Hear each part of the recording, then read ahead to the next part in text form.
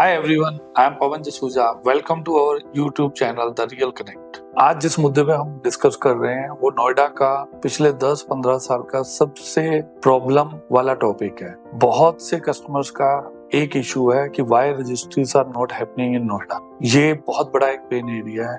लगभग 1 लाख फ्लैट ऐसे हैं जिनमें मेजॉरिटी में लोग रह रहे या अंडर कंस्ट्रक्शन है and there is no certain future कि वो रजिस्ट्री कब होगी। अब इस प्रॉब्लम को समझने के लिए हम इसके पास्ट में जाते हैं कि प्रॉब्लम क्यों है। इन ईयर 2010-11 जिसमें बिल्डर को अलॉटमेंट दिया 1090 पेमेंट प्लान। इसका क्या मतलब है? अगर 100 करोड़ रुपए की कोई लैंड है तो बिल्डर ने सिर्फ 10 करोड़ रुपए पे किए, गवर्नमेंट ने उसकी रजिस्ट्री करवाई और 90% पेमेंट जो थी अगले 8 साल में इंस्टॉलमेंट में बिल्डर को अथॉरिटी को पे कर। इस पे कोई चेक पॉइंट या मॉनिटरिंग नहीं थी। 10% पेमेंट लेने के बाद बिल्डर ने उसकी रजिस्ट्री की और उसमें अप्रूवल के बाद प्रोजेक्ट पे काम शुरू किया। सबसे बड़ी ट्रेजेडी उसके बाद शुरू हुई कि उसी लैंड पे जिस पे बिल्डर ने सिर्फ 10 करोड़ रुपए दिए हुए थे, गवर्नमेंट ने, नोएडा अथॉरिटी ने उस पे पीटीएम इशू किया। PTM means permission to mortgage.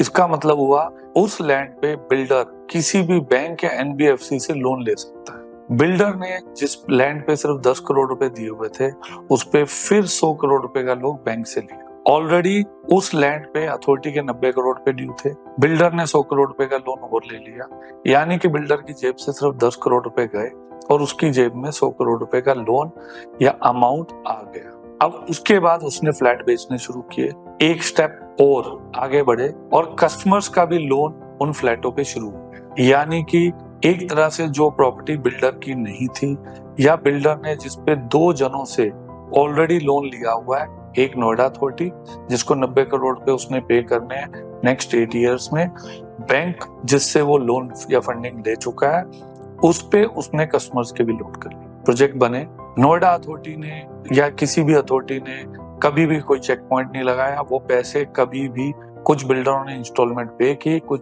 Mostly बिल्डरों ने पे नहीं। उसके बाद सबसे बड़ा नेक्सस फिर शुरू हुआ उन प्रोजेक्टों में जब टावर बन के खड़े हो गए, ओसी आई, बिल्डरों ने पहले तो उस पैसे को मिसयूज किया। उस पैसे को किसी और प्रोजेक्ट में ले गए, उस प्रोजेक्ट से दूसरा प्रोजेक्ट, दूसरा प्रोजेक्ट से तीसरा प्रोजेक्ट आया। जितने भी बिल्डर आप नोएडा में देख रहे हैं उन सबका 2007-8 या 9 से पहले जो टर्नओवर 25, 30, 40 करोड़ रुपए साल का था, वो अचानक से ईयर 2010 से लेके 2016 में 500, 800, 1000 करोड़ रुपए पर ईयर का पहुंचा। क्यों? क्योंकि उनको अपनी जेब से कोई पैसे नहीं देने थे, उनको सिर्फ टोकन मनी दी और वो उस प्लॉट के मालिक बने।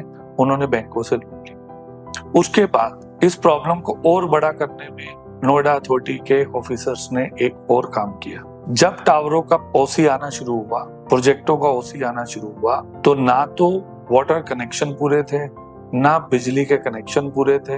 उसके बावजूद नोएडा अथॉरिटी ने पेमेंट ड्यू होने के बावजूद उन बिल्डरों के प्रोजेक्टों में ओसी देने शुरू कर दी। ओसी मतलब occupation certificate. That means Noida authority ने सर्टिफिकेट दिया कि अब ये प्रोजेक्ट रहने के लिए ओके है। बिल्डरों ने बिना रजिस्ट्री करवाए उन टावरों में लोगों को पोजीशन देना शुरू कर। आज सिचुएशन क्या है? नोएडा अथॉरिटी कहती है बिल्डर से कि मेरी पेमेंट ड्यू है, आप मुझे पैसे दीजिए, इसलिए रजिस्ट्री नहीं हो रही। कस्टमर जबकि पूरे 100% पेमेंट दे चुका है, बिल्डर अपना सारा का सारा अपार्टमेंट्स, मोस्टली अपार्टमेंट बेच के उस प्रोजेक्ट से निकल चुके हैं। आज गवर्नमेंट कहती है कि ये हमें नहीं पता, हमें तो पैसे चाहिए। पैसे कौन दे? क्या कस्टमरों ने उस पर लोन लिया? नहीं।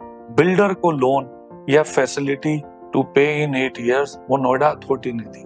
तो फॉल्ट किसका है? या तो बिल्डर का या नोएडा अथॉरिटी का। लेकिन उसमें पिस कौन रहा है? एक आम कस्टमर जिसकी ईएमआई जा रही, वो अगर उस घर में रह रहा है तो उस घर का, लेकिन वो मालिक नहीं। उसके बाद ईयर 2019 में एक नए ऑफिसर आती हैं, रितु महेश्वरी।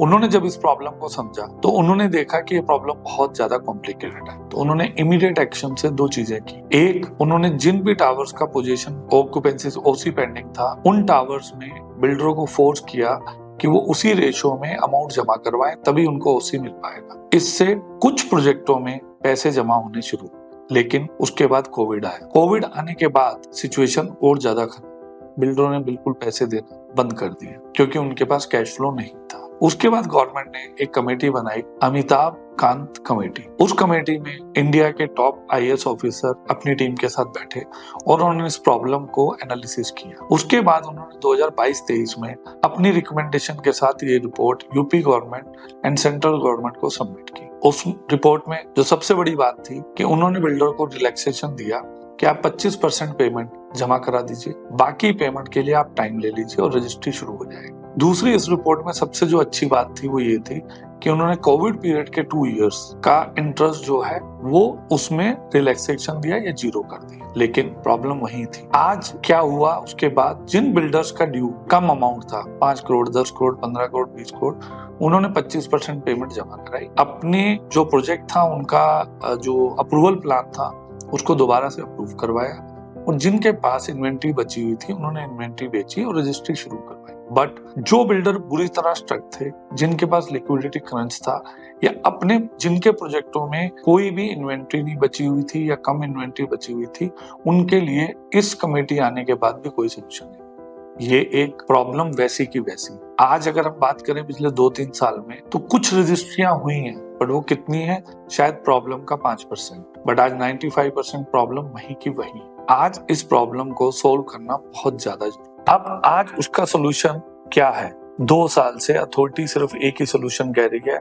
बिल्डर पेमेंट देंगे तो हम रजिस्ट्री करेंगे। आज इस अथॉरिटी से पूछना चाहिए कि जब आपने बिल्डर को 8 साल की पेमेंट प्लान दिया, जिस दिन आपने बिल्डर को अलाउ किया कि वो बैंकों से उस लैंड के अगेंस्ट पैसे ले सकते हैं या लोन ले सकते हैं जिसके वो 100% खुद मालिक नहीं है, उस दिन वो ऑफिसर कहाँ थे? उन्होंने क्यों परमिशन दी? आज ये लड़ाई पैसों की बिल्डर और अथॉरिटी के बीच में, इसमें कस्टमर्स पे कोई इम्पैक्ट नहीं होना चाहिए।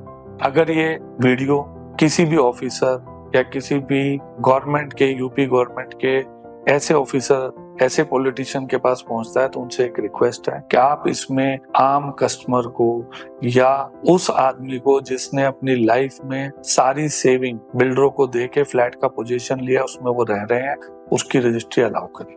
इस प्रॉब्लम को सोल्व करने का बहुत सिंपल सोल्यूशन है। ये प्रॉब्लम को हम 3 पार्ट में, 4 पार्ट में समझते हैं। एक ऐसे प्रोजेक्ट या टावर हैं जिनमें ओसी आ चुका है, हर टाइप की एनओसी है, fire fighting, lift, all NOCs are available, and Noida authority उस पे ओसी दे चुकी है। उसमें बड़ा सिंपल सोल्यूशन है, अथॉरिटी को वो पैसे रिकवर बिल्डर से करने, कस्टमर से नहीं करने। वो टावर या वो फ्लैट फुल्ली ऑक्युपाइड है, वो विदाउट एनी डेफिशिएंसी तैयार है, तो उस पे इमीडिएटली रजिस्ट्री शुरू की जा सकती है। इससे गवर्नमेंट को भी एक रेवेन्यू जनरेट होगा, क्योंकि रजिस्ट्री की जो कीमत है वो 6% है नोएडा में, उससे बहुत बड़ा एक रेवेन्यू गवर्नमेंट के पास भी आएगा। जिन टावर में ओसी नहीं है, फिर भी बिल्डरों ने वहां पे कस्टमरों को पोजीशन दे दी है, उनमें जो भी डेफिशिएंसी है वो नोएडा अथॉरिटी को बिल्डर और एओए के साथ मिलके बिल्डर को पुश करके उस डेफिशिएंसी को पूरा करना चाहिए और उनकी ओसी अलाउ करनी चाहिए।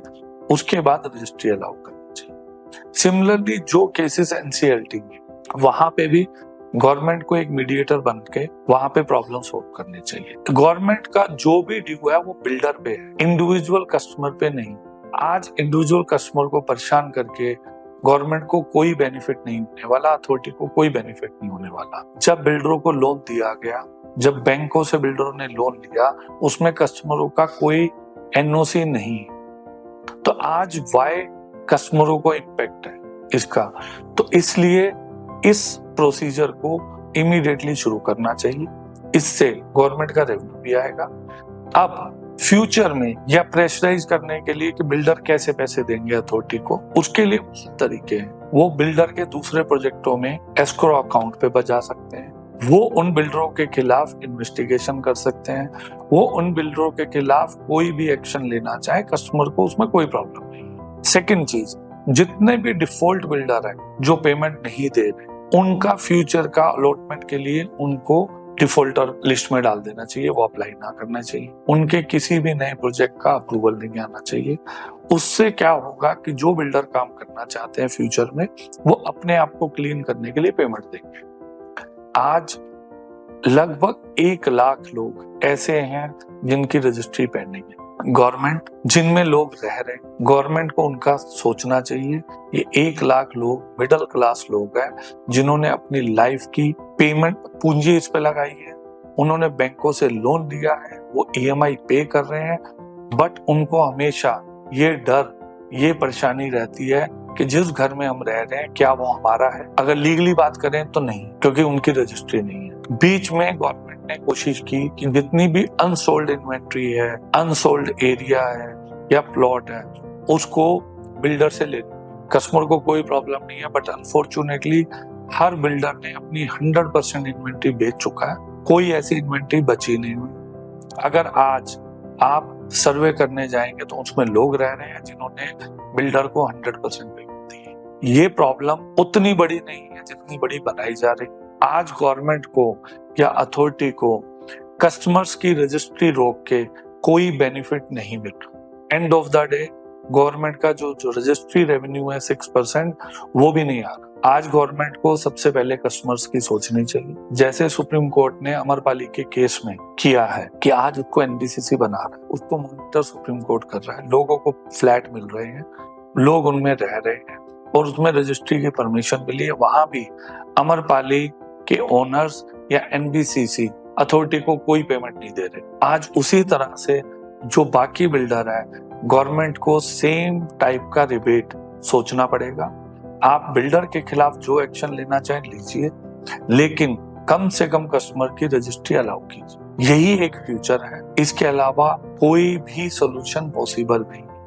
अगर अथॉरिटी बिल्डर से पेमेंट की वेट करके या पेमेंट आने के बाद रजिस्ट्री करेगी, तो जिस तरह पिछले 8 साल से ये प्रॉब्लम वैसी की वैसी है, उसी तरह से अगले 8 साल भी ये प्रॉब्लम पड़ी रहेगी और कस्टमर परेशान रहेगा, उसकी लाइफ का सारा इन्वेस्टमेंट रिस्क पे रहेगा। तो हमारी ये रिक्वेस्ट है कि गवर्नमेंट को इसमें प्रोएक्टिव होके इसके लिए रजिस्ट्री की परमिशन देनी चाहिए और जहां पे डेफिशिएंसी है उसको दूर करवाया जाए और जिन घरों में लोग रह रहे हैं उनकी रजिस्ट्री की इमीडिएटली परमिशन दी।